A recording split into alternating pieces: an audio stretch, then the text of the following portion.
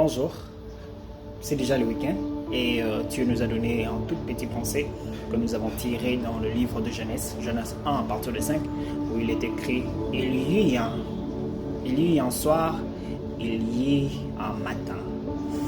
Il y eut un soir, il y eut un matin, ce fut le premier jour. » Quelle est la pensée que Dieu nous a donnée? Dieu nous a donné une pensée, il y a 2 heures.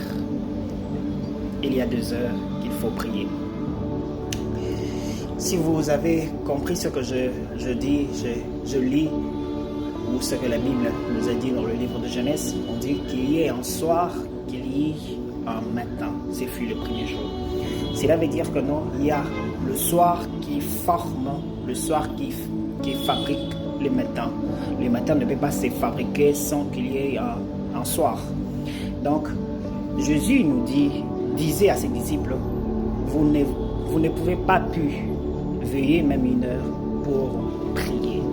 Jésus parlant en disant veiller. Veiller veut dire que non, tu n'as pas dormi pendant la nuit. Veiller veut dire que non, tu as passé toute la nuit à faire quelque chose. Tu n'as pas eu sommeil pendant la nuit. Et Jésus disait à ses disciples, vous n'avez pas pu veiller pendant 1 heure pour prier.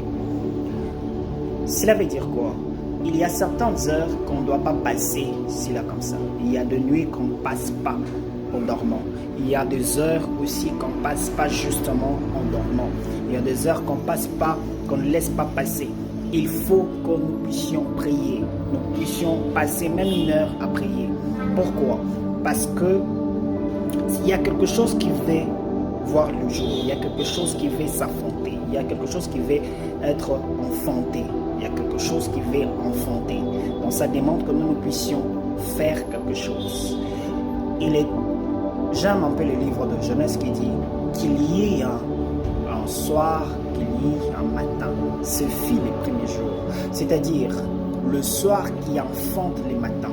Et les matins donnent le premier jour, donnent le jour. Donc, il y a certaines choses que tu dois faire pendant la nuit pour que ce que tu fais enfante les matins et les matins donnent naissance au jour. Tu dois passer de nuit en train de prier. Tu dois passer 1 nuit en train de prier. Tu dois passer 2 heures ou 1 heure en train de prier.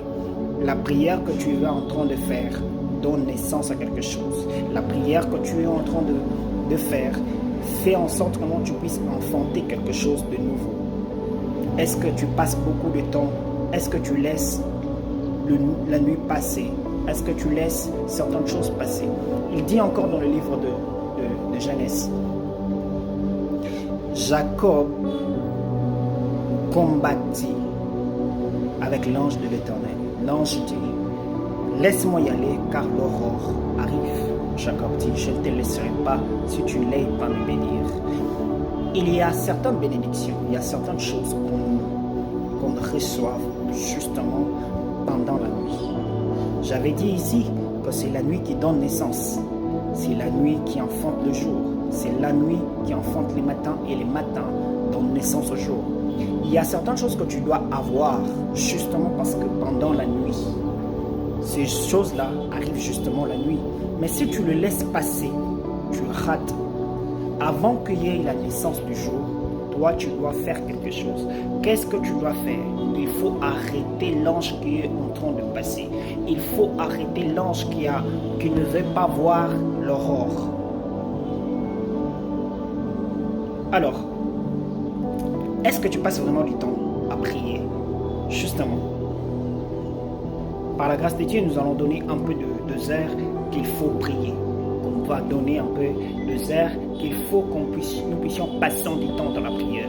Que Dieu vous bénisse et que votre week-end soit une week-end glorieuse.